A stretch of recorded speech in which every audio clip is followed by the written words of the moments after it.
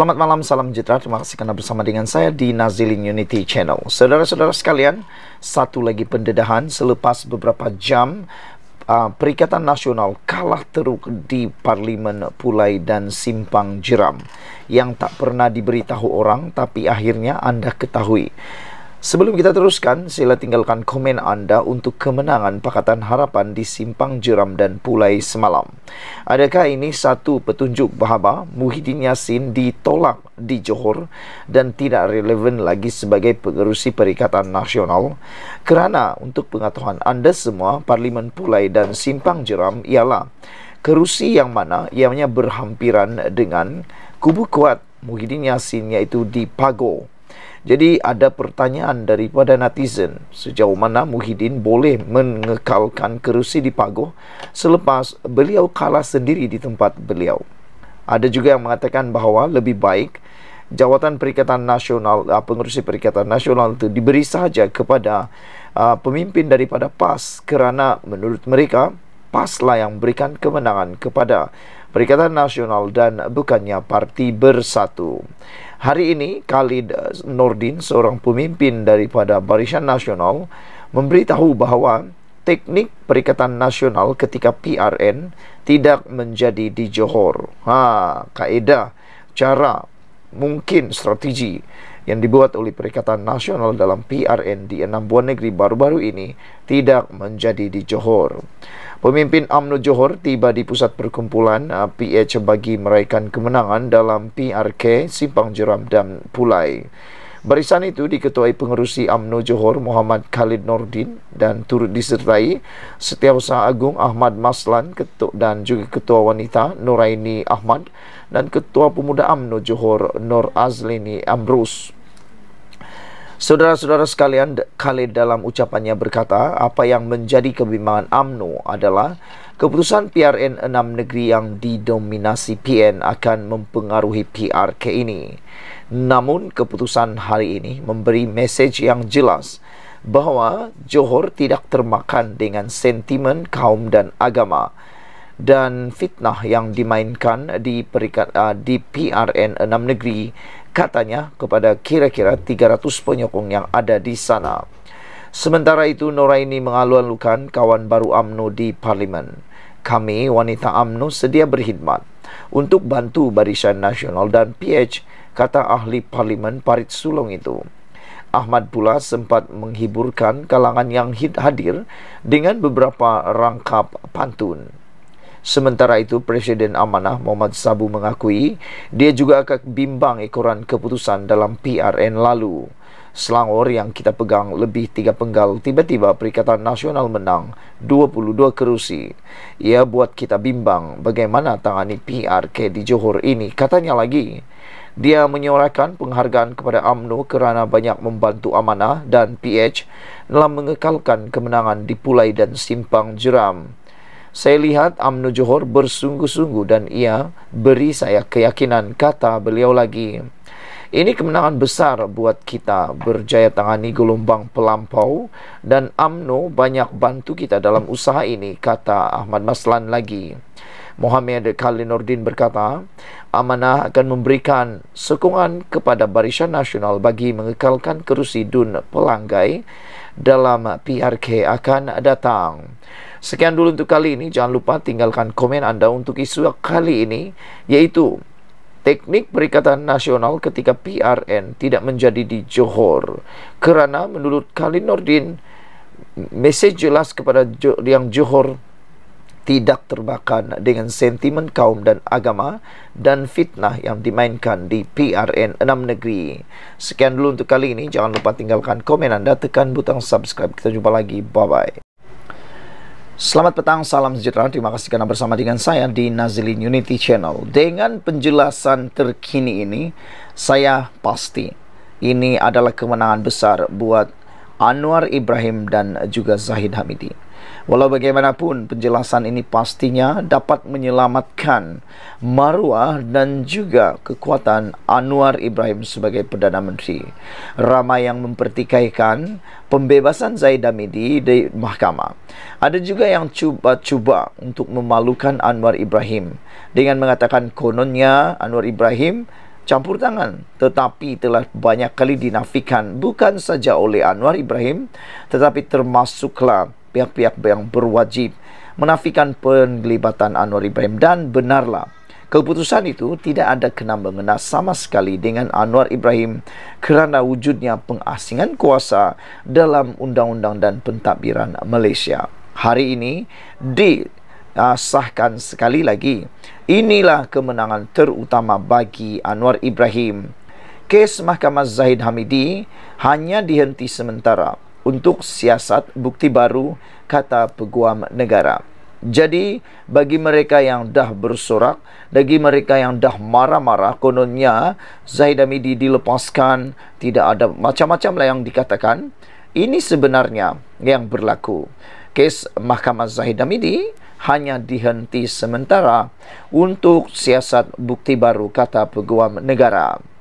Jabatan Peguam Negara dengan bantuan pelbagai pihak, terutama pihak penyiasatan, masih menyiasat ke semua bukti baru berkaitan kes dana Yayasan Akal Budi yang melibatkan Dr. Ahmad Zahid Hamidi.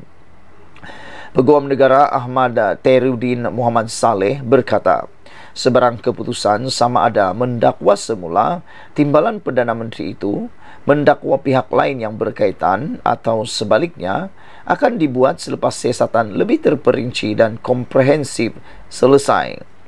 Beliau berkata jabatan itu tidak pernah menggunakan perkataan menarik balik dalam kes melibatkan Ahmad Zahid Hamidi, sebagaimana yang disebut dalam kenyataan Majlis Peguam Malaysia pada Khamis. Dalam hal ini, jabatan ini menafikan sekeras-kerasnya dakwaan tersebut yang antara lain menyatakan bahawa jabatan ini kononnya telah dengan sendirinya mencemarkan reputasi dan kredibilitinya. Jabatan ini sekali lagi menegaskan bahawa Peguam Negara hanya melaksanakan tugas dan kewajipan beliau sebagaimana diperuntuk di bawah undang-undang sedia ada. Oleh yang demikian, jabatan ini berharap agar semua pihak dapat memberhentikan sebarang spekulasi. Menurutnya dalam kenyataan hari ini, Isnin lepas, Ahmad Zahid Hamidi dilepas tanpa dibebaskan daripada 47 pertuduhan pecah amanah, jenayah, rasuah dan penggubahan wang haram, membabitkan dana Yayasan Akal Budi selepas 114 saksi memberi keterangan di Mahkamah Tinggi di sini. Ahmad Terudin juga berkata, Peguam Negara dan Jabatan Peguam Negara adalah pihak yang mempunyai kedudukan paling baik dalam membuat keputusan sama ada sesuatu pertuduhan harus diteruskan atau tidak berdasarkan pelbagai faktor. Beliau berkata ia turut melibatkan laporan daripada pihak penyiasatan dan representasi yang dikemukakan. Peguam Negara serta Jabatan Peguam Negara tidak boleh secara sembrono menolak representasi yang dikemukakan oleh mana-mana tertuduh. Sebaliknya, perlu meneliti setiap butiran yang diberikan demi menegakkan proses undang-undang. Dalam kes berkaitan, keputusan Peguam Negara menggunakan budi bicara beliau di bawah perkara 145 dalam kurungan 3 Perlembagaan Persekutuan tidak sama sekali dibuat tanpa seberang asas maupun sewenang-wenangnya, apatah lagi akibat campur tangan mana-mana pihak, katanya. Ahmad Terudin berkata, representasi-representasi yang dikemukakan dalam kes Ahmad Zahid memiliki terlalu banyak butiran dan setiap representasi mempunyai lebih 200 muka surat tidak termasuk dokumen sokongan yang dilampirkan. Oleh itu, sudah tentu Peguam Negara serta jabatan ini perlu mengambil masa untuk meneliti setiap butiran dan dokumen yang disertakan dengan penuh hema sebelum apa-apa keputusan dan tindakan boleh dibuat, katanya. Beliau juga berkata Peguam Negara boleh memberhentikan pertuduhan di mana-mana peringkat selagi penghakiman belum diberikan oleh mahkamah, dan ini termasuk di peringkat selepas kes prima facie telah dibuktikan. Penting juga untuk dinyatakan bahawa ini bukanlah kali pertama sesuatu pertuduhan itu diberhentikan selepas kes prima facie dibuktikan, katanya lagi. Sekian dulu untuk kali ini. Jangan lupa tinggalkan komen anda. Sila tekan butang subscribe untuk mendapatkan isu terkini dari channel ini. Sekian dulu. Bye-bye. Selamat petang, salam sejahtera. Terima kasih kerana bersama dengan saya di Nazlin Unity Channel. Beberapa jam selepas PRK Simpang Jeram dan Parlimen Pulai diumumkan ini akhirnya berlaku terhadap Muhyiddin Yassin.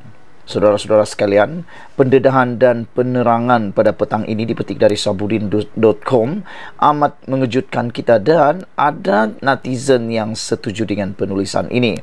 Mereka kata sudah tiba masanya Muhyiddin Yassin pula yang memikirkan untuk meletakkan jawatan, memandangkan kekalahan ini adalah di kawasan atau di negeri Muhyiddin Yassin sendiri. Dan lebih teruk lagi, kata netizen adalah kekalahan ini berhampiran dengan kubu kuat Muhyiddin Yassin.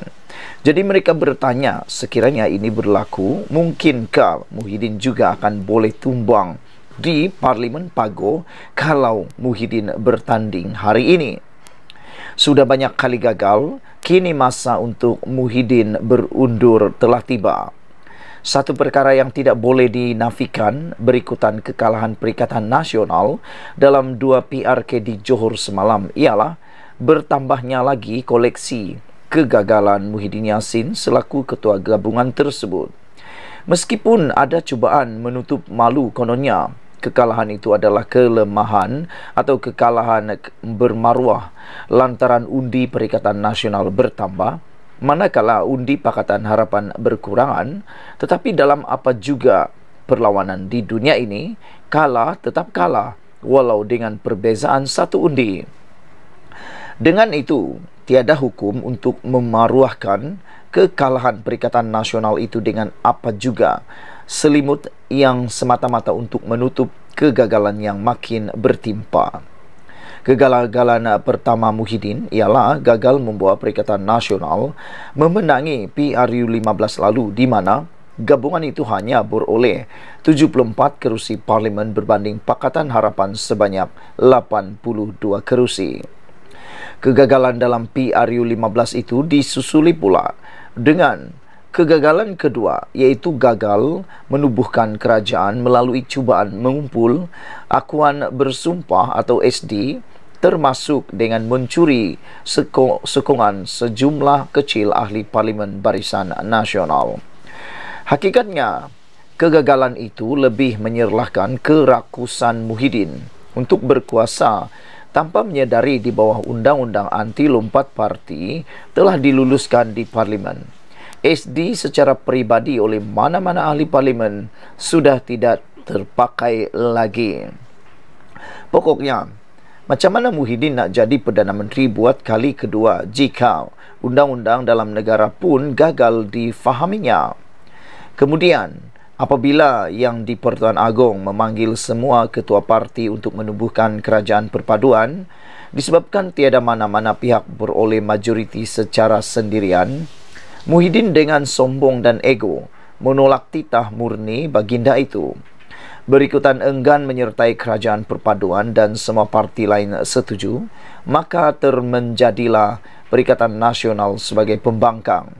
Manakala Barisan Nasional yang cuma ada 30 kerusi parlimen berjaya menjadi sebahagian daripada kerajaan. Dan ini adalah kegagalan ketiga Muhyiddin, terutama gagal menyekat UMNO daripada menjadi kerajaan, adalah tamparan paling pedih dirasai Perikatan Nasional sehinggalah hari ini. Seorang pemimpin bersatu pernah berkata, jika bukan Muhyiddin mengetuai Perikatan Nasional ketika itu, kemungkinan besar hari ini Perikatan Nasional adalah sebahagian daripada kerajaan perpaduan sebagaimana yang telah dititahkan Agong. Artinya, kegagalan Perikatan Nasional menjadi kerajaan selepas PRU 15 lalu, sebahagian besar penyebabnya, kalaupun tidak semua, terletak pada diri dan keegoan Muhyiddin selaku pengerusi Perikatan Nasional. Kegagalan keempat Muhyiddin ialah apabila beliau bercita-cita besar mahu menjadikan PRN 6 negeri baru-baru ini sebagai referendum untuk menolak Anwar Ibrahim sebagai Perdana Menteri. Apa yang terselah kemudiannya? Keputusan PRN itu bukan saja membuatkan Pakatan Harapan BN berjaya mempertahankan 3 negeri yang sedia dikuasainya, iaitu Selangor, Pulau Pinang dan Negeri Sembilan. Bahkan undi popular Perikatan Nasional kurang sekitar 17,000 berbanding yang diperoleh oleh Pakatan Harapan BN. Siapa yang kalah referendum akhirnya?